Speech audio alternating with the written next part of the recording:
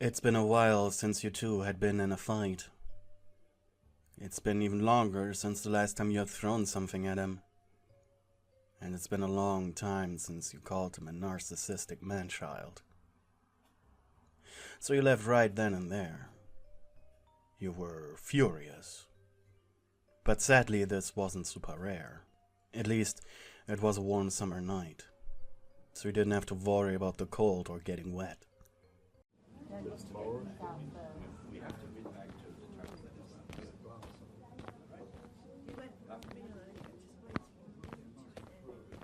You had walked for what felt like hours through the streets of Camino Ward, occasionally stopping by a ramen shop to eat something. Your quirk, Grendel, required almost constant caloric intake, while allowing you to spew your stomach acid at command. It was good. The acid was strong enough to temporarily blind opponents, and just corrosive enough to damage metals, essentially making you a walking lockpick for security doors and a walking blind grenade. Your feet had begun hurting from your endless walking. Head hung low, you tried your best to not start crying. How did you even end up like this? Your relationship with your pro-hero boyfriend started so good. You were so consumed by your sulking that you didn't notice the big, lanky figure in front of you until your head hit something warm and soft. Whoa, whoa! You heard a familiar voice. Hey, Beowulf. What's up? Beowulf. That was your hero name, and it seemed fitting with your quirk. And that unmistakable belonged to the number 7 hero Kirishima, better known as Red Riot. Your tear-filled eyes looked up into his. Oh, you're crying, he said in a worried tone. Do you need a hug? What happened? Riot was always such a dork around you. Your boyfriend and him were always best of friends, yet Bakugo was totally jealous whenever you talked to him. In fact, Bakugo despised you talking to the number 7 hero so much, he had forbidden you to talk to him unless he was present. This seemed to be a once-in-a-lifetime chance for a one-on-one conversation. I had a fight with Bakugo. Red Riot combed through his hair and sighed. Yeah, Katsuki can get quite angry over nothing sometimes. For a moment, you two just awkwardly stood there. I need a drink. You groaned and Kirishima smiled. It just so happened that there is a great bar nearby.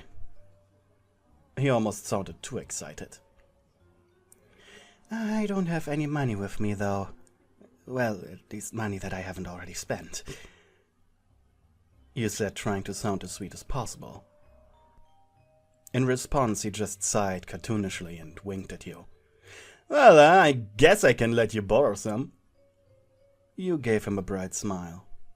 Anyways, just follow me. He led you through the nightly streets of Camino Ward, which all of a sudden seemed much less oppressive.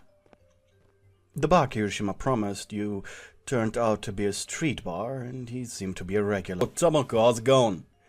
He greeted the woman currently working. She seemed to be in her 40s. Over the radio, 80s music played. Not quiet, but also not too loud. It was just the perfect volume to not be annoying. After you two ordered, the redhead spoke up. Yeah, so, what happened? You scratched the back of your head before answering. Every topic we talk about seems to be related to him. And whenever I have a problem, it's him who gets annoyed. You sighed. Do you get what I mean? The man made a noise somewhere between a groan and a thoughtful humph. Yeah, I guess. Maybe, he finally said. Now it was your turn to groan. What I mean is, He can bother me with any crap, but if I dare to have a problem myself, it's like the apocalypse had just started. Your drinks finally arrived, and you thanked Tomoko, who gave you a motherly smile before she moved on to the next customer. The drink burned your throat and left your brain lovingly clouded. This is some really good stuff, you mumbled, and Kirishima grinned. I always go after difficult interviews with the press, since this place is so small and somewhat secluded. The bar was sandwiched in an alley between a yoga studio and an office building. I can enjoy some semi-solitude here. He leaned forward and whispered, Also, Tomoko reminds me of my mom, sometimes, so I leave some extra tip. He winked and returned to a more comfortable sitting position. Anyways, we were talking about your little issues with Bakugo. You looked at your hands, feeling bad that you had to talk about your relationship problems. You really needed to blow off some steam. At first you wanted to cut Bakugo some slack, and only talked about minor nitpicks, but over time you began ranting.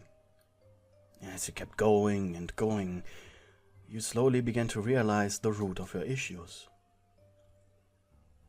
Katsuki was just way too hot-headed and self-centered. You hadn't even realized that you had started crying. And then you felt a warm hand gently pressing on your shoulder. As you looked up, all you could see was the warm smile Red Riot was giving you. Things like this happen.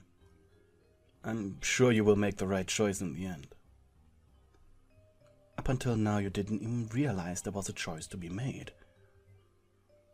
But now it was obvious to you. Kiri, you asked, are you single? You could see his shoulders tense up, and his cheeks flushed. Well, yeah, I just got female friends, but no real girlfriend, he stuttered. Such a dork, you thought with a smug smile. Look, he started. I don't want you to think I invited you to this because I want to make you break up with Bakugo. At first, but while you were laying down your issues, he thought about how much better you deserved. This better not necessarily being him, but he would welcome it now that he thought about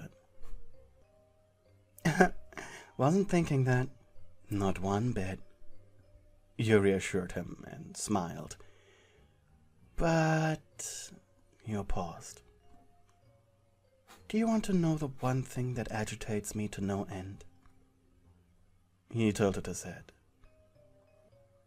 He went from saying I love you to saying and me you, and then just I know.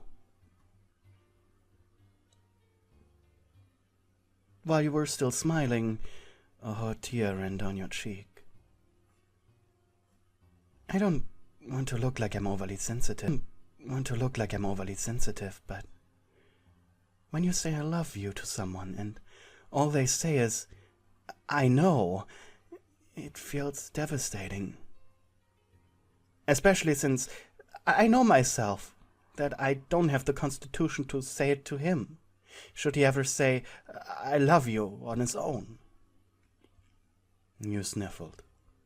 I keep telling myself it's because he's under a lot of stress, but at least give me the time of day to say I love you too. Why is that too much to ask? Since when is it too much to ask? Why can't I be inconvenient? Why do I always have to function? I'm a pro hero too, for God's sake. And, well, I can do this. You were quiet, and eventually Kirishima spoke up. Was your fight tonight? You nodded. I feel unloved. and I feel guilty for feeling unloved.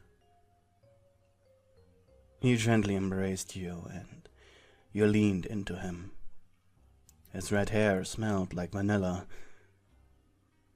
While still holding you, he asked, "You two are a thing since the end of high school, right?" You nodded into his shoulder. "Do you want to know something?" He chuckled. "For a very long time I had a crush on you. But I was too scared to ask you out, since you were always hanging around with your pals from 1B. I got intimidated.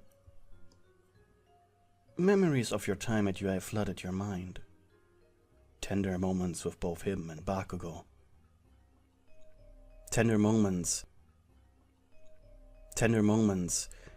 with Bakugo, your friends. Kirishima, I don't want to be alone tonight." You awaited his answer. "Me neither," he whispered into your ear. "I guess tonight I'll be your rock, and you, my little pebble."